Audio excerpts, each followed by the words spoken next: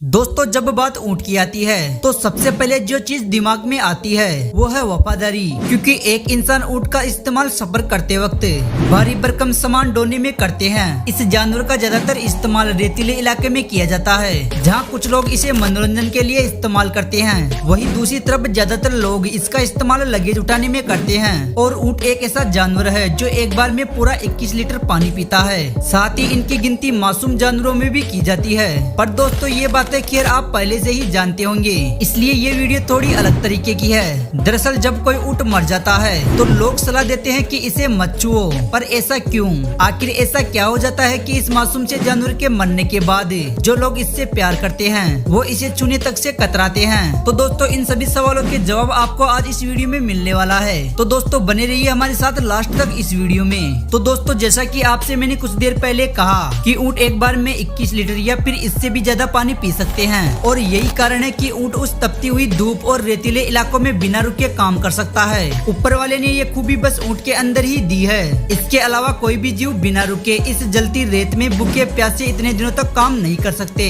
सिर्फ ऊंट ही ऐसा करने में सक्षम है। और इसकी पीछे की वजह है उसकी उठी हुई पीठ, जिसे कुबड़ भी कहते हैं। दोस्तों, उस कुबड़ में वो पानी स्टोर हो जाता है और उसी में फैक्ट भी जमा रहते हैं। और ऊंट के इतने दिन तक गुजारा करने और काम करने का असली राज वही है। क्योंकि ऊंट जब रेगिस्तान में थक जाते हैं तो वो अपने कुबड़ में जमा पानी और फैक्ट धीरे धीरे उन्हें जीने में और काम करने में मदद करता है। दोस्तों, ये तो हो गई ऊंट की तारीफ, पर ये बात तो आप जानते ही होंगे कि जिस चीज की जितनी खासियत होती है उसका दूसरा पहलू उतना ही खतरनाक भी होता है। दरअसल ऊंट की यही खासियत उसके मरने के बाद एक बम का रूप ले लेती है। और इसीलिए जब कोई ऊंट मर जाता है तो कोई भी इंसान उसके आसपास भटकने से भी कतराता है। पर सबसे बड़ा सवाल ये है कि आखिर वहाँ ऐसा क्या होता है कि कोई भी व्यक्ति उसके पास भी जाने से डरता है? आइए जानते हैं। दोस्तों, जब भी किसी की मौत हो जाती है, फिर चाहे वो जानवर हो या इंसान, उसके शरीर में बहुत सी चीजें हो रही होती है। और मरने के बाद धीरे धीरे उस शरीर पर माइक्रो ऑर्गेनिज्म घर करने लगते हैं। यही ऑर्गेनिज्म धीरे धीरे उस शरीर को डिकम्पोज कर देते हैं। और ऊंट के साथ भी यही होता है। पर उसके साथ इस प्रक्रिया में और भी कुछ चीजें जगह लेती है। दरअसल जब एक ऊंट मरता है तो मरने के कुछ समय बाद उसके कुबड़ में मौजूद पानी और फैक्ट एक दूसरे में मिलकर रिएक्शन करने लगते हैं, जिसके बाद वो एक खतरनाक एसिड और गैस में बदल जाते हैं। दोस्तों, ये जो गैस बनती है उसे मीथेन नाम से जाना जाता है। अगर आपने स्कूल में थोड़ा भी केमिस्ट्री सब्जेक्ट पर ध्यान दिया होगा तो आपको पता होगा कि गैस किसी तबाही से कम नहीं। दोस्तों, जब कुबड़ में मौजूद पानी और फैक्ट रिएक्ट करता है तो उससे बैक्टीरिया और माइक्रो ऑर्गेनिज्म भी जन्म लेते हैं और उसे एक धमाके के लिए तैयार करते हैं। इस रिएक्शन से ऊंट का शरीर कुछ दिनों तक इतना सड़ जाता है कि बाहर से की गई कोई भी एक्टिविटी या फिर कोई उसे उंगली से छू भी लिया तो वो फट जाता है, जिसके बाद उसके पेट की गंदगी चारों तरफ फैल जाती है। ये काफी नुकसानदायक तो है ही, लेकिन इससे बड़ी मुश्किल है पेट फटने से निकली गई मीथेन गैस, जो किसी बम से कम नहीं होती। दोस्तों, शायद ही आप में से किसी को ये बात पता होगी कि ऊंट मरने के बाद एक बम भी बन सकता है।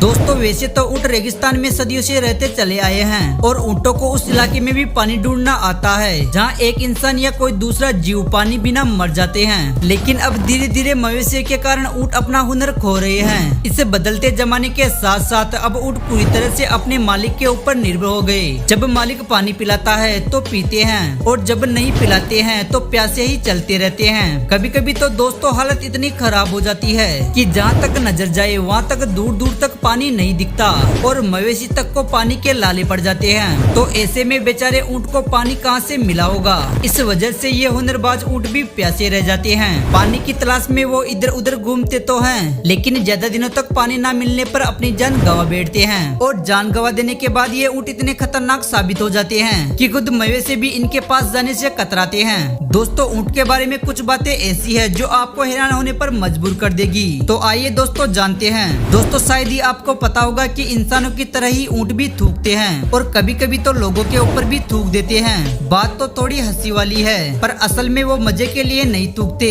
बल्कि खुद को बचाने के लिए थूकते हैं। दरअसल वो इंसानों पर अनजाने में नहीं बल्कि जानबूझ के थूकते हैं और ऊँट हर इंसान पर नहीं थूकते बल्कि उस पे ही थूकते हैं जिससे उसे खतरा महसूस हो।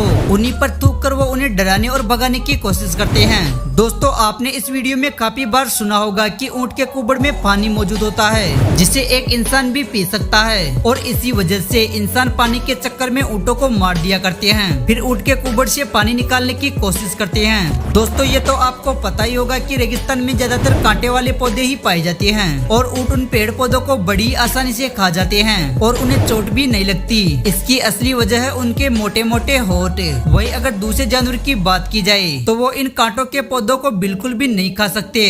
दोस्तों जंगली ऊँटों की एक प्रजाति भी होती है जिसे वाइल्ड वेक्ट्राइन के नाम से जाना जाता है। ये बहुत ही स्ट्रॉन्ग होते हैं, इन्हें काबू में करना काफी मुश्किल होता है और यही वजह है कि इन्हें आज तक कोई भी घर पर पाल नहीं सका। पर इस प्रजाति के ऊँटों की संख्या केवल 1000 ही इस दुनिया में बची है। इस प्रजाति के ज्यादातर ऊँट ईस्ट एशिया में देखने को मिलते हैं। दोस्तों शायद आपको पता ही होगा कि ऊँट काम धंधे के साथ साथ और भी बहुत सी चीजों के लिए बहुत खास हैं। एक ऊँटनी के दूध में बहुत ज्यादा विटामिन सी पाया जाता है और कई बार तो ऊँटनी के दूध का इस्तेमाल टीबी की बीमारी को सही करने के लिए भी किया जाता है।